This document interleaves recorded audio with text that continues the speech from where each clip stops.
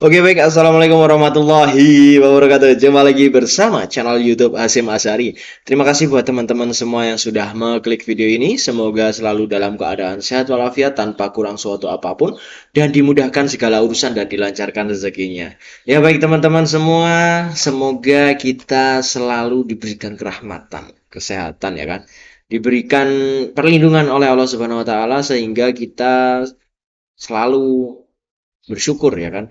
Kita harus bersyukur karena sudah diberikan berbagai macam rezeki, nikmat dan segalanya oleh Allah Subhanahu wa taala. Ya, teman-teman, kali ini kita akan menonton sebuah video yang bersumber dari channel YouTube The Wonder dengan judul video Wanita Malaysia ini sangat iri terhadap bahasa Indonesia. Nah, seperti apa sih videonya? Tanpa lama-lama langsung saja kita tonton videonya. Tentunya jangan lupa like, comment, and subscribe. Oke.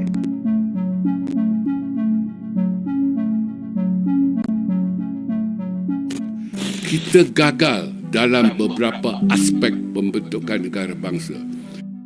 Hello Wanderers, jadi bahasa Indonesia dan bahasa Melayu Malaysia menjadi bahasa utama di negara masing-masing.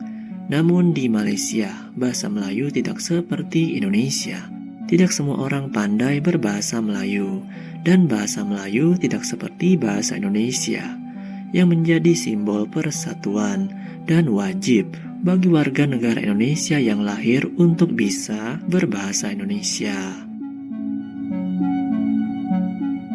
Di video ini ada yang menarik dari penjelasan Profesor Malaysia yang mengatakan meskipun Indonesia maju dalam hal persatuan bahasa dan etnis, Malaysia tidak perlu meniru Indonesia karena Indonesia dan Malaysia itu dasar negaranya berbeda. Yuk mari kita simak videonya. Oke, mari kita simak bersama-sama Di teman-teman. Malaysia, malang sekali lah.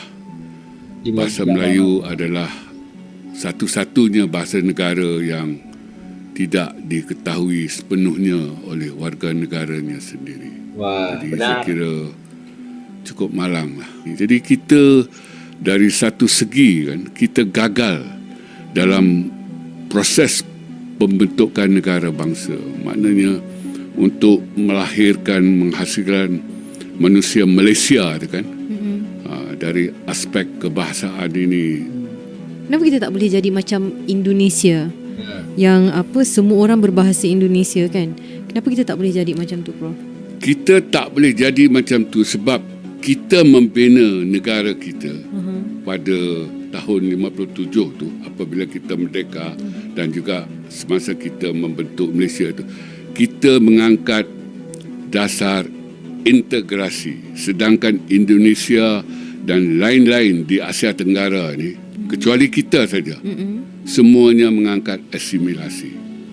Jadi dasarnya tak sama. Kalau asimilasi maknanya mereka yang bukan asal, sebagai contoh orang Cina, tidak dibenarkan untuk terus hidup sebagai bukan asal. Kita dapat lihat di Indonesia kan, orang-orang Cina di sana, Cina itu kasar, jadi mereka ganti dengan istilah Tionghoa.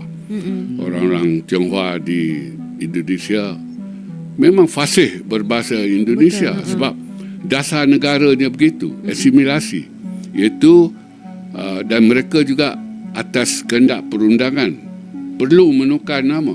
Dan kita tahu ada seorang Governor Jakarta yang nama Cinanya Ahok, Achong Ahok. Nama nasional Indonesia dia Basuki Cahayapurnama. Walaupun itu bunyinya sastra, tapi Basuki itu nama Melayu kan, nama Nusantara lah. Dalam kehidupan nasional, beliau dikendaki meninggalkan nama Tionghoa yang dikenali sebagai Ahok itulah, dan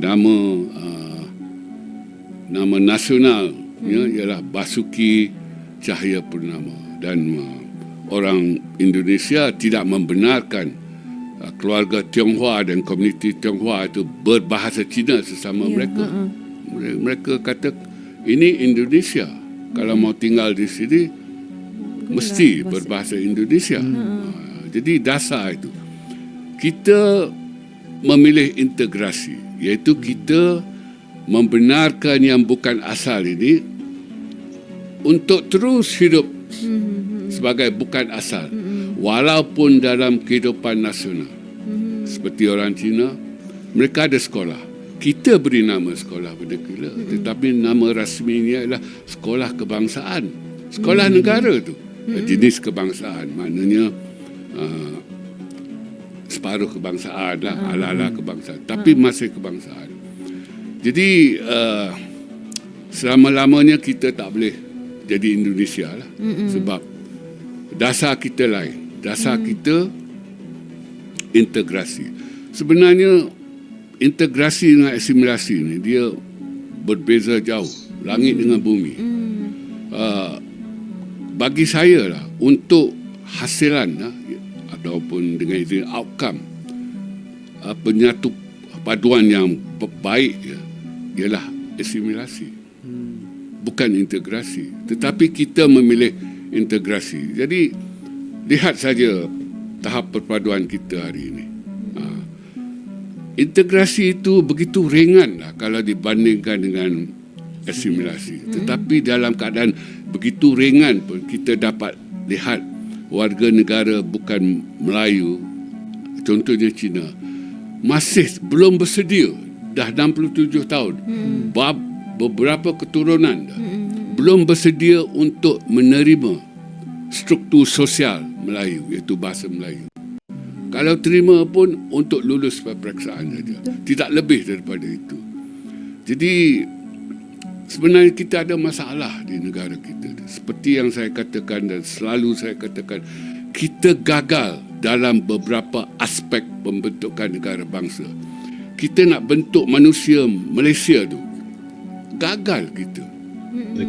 Di Indonesia, tengok manusia Indonesia tu, yang bukan asal itu Cina, pakai nama Indonesia, nama Jawa lagi kan, fasih berbahasa Indonesia, dah hilang bahasa Cinanya.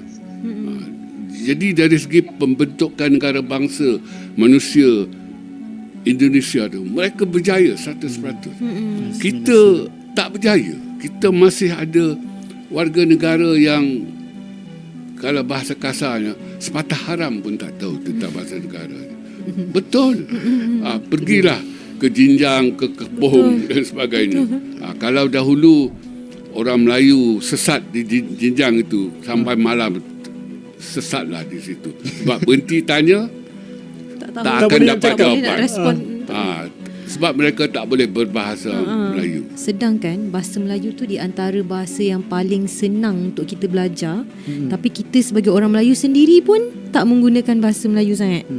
Padahal tengok negara lain bangga dengan bahasa sendiri kan. Kita tak macam tu. Betul. Macam tak rasa bangga guna bahasa. Tak rasa bangga. Setiap warga negara wajib mempunyai pengetahuan yang baik terhadap bahasa negaranya. Itu fatwa bahasa lah. Maknanya kalau tidak, apa erti kerakyatan yang dipegang? Warga negara kalau dibandingkan dengan pekerja asing yang baru datang 6 bulan, setahun dari Nepal, Myanmar dan sebagainya, ialah mereka taklah fasih sangat, tetapi pengetahuan mereka jauh lebih baik daripada warga negara. Mereka tak sekolah kat Malaysia, Prof, tapi boleh cakap bahasa Melayu. Ya, bahasa Melayu tak ada nilai ekonomi yang tinggi. Itu kita harus akui. Maknanya kita tak boleh nak bangga atas angin lah. Faktanya begitu kan. Maknanya dengan kita mengetahui bahasa Inggeris, dengan kita mengetahui bahasa Cina, peluang tu lebih banyak daripada kita mengetahui bahasa Melayu saja. Namun demikian, untuk negara kita, bahasa Melayu itu ada nilai budaya. Ada nilai budaya. Bahasa Melayu itu adalah identiti nasional untuk negara kita. Bahasa Melayu adalah identiti budaya untuk rakyat kita. Maknanya seperti yang saya katakan, belajar bahasa Melayu betul-betul atas dasar instrumental untuk memenuhi syarat lulus mata pelajaran bahasa Melayu itu. Lepas itu dipersyaitankan. Aduh. Ya, Nah, jadi teman-teman luar begitulah biasa ya. Sobat Maju tentang dampak dari dasar negara yang dianut oleh kedua negara. Di situ dijelaskan bahwa Malaysia integrasi dan Indonesia asimilasi. Kedua negara menganut dasar yang berbeda, tapi di Malaysia masih belum berhasil. Apakah Malaysia akan mengikuti seperti Indonesia, yaitu asimilasi, dan itu pasti menjadi perdebatan di internal negara tersebut. Iya, luar biasa teman-teman ya. Ini secara tidak langsung adalah pengakuan dari profesor Malaysia sendiri bahwasanya mereka belum mampu untuk menyaingi Indonesia. Nah, ini sudah secara tidak langsung terbongkar sudah kenapa Malaysia tidak mau mengikuti cara Indonesia dan tidak mau mengikuti seperti apa perkembangan di Indonesia. Nah, profesor di sini menjelaskan bahwasanya banyak sekali kekurangan atau yang memang harus patut diakui bahwasanya emang Indonesia sebenarnya lebih unggul daripada Malaysia ya teman-teman ya. Secara tidak langsung ketika kalian menyimak video tadi itu luar biasa. Di situ banyak yang disampaikan secara tidak langsung bahwa profesor itu merasa bahwa Malaysia ini belum layak gitu kan. Belum layak untuk menyaingi Indonesia ya teman-teman dari segi bahasa ya. Oke teman-teman, buat yang sudah menonton dari awal sampai akhir terima kasih dan semoga selalu dalam keadaan sehat walafiat. Jangan lupa share video ini dan komen di kolom komentar seperti apa tanggapan kalian semua. Oke terima kasih atas waktunya. Wassalamualaikum warahmatullahi wabarakatuh.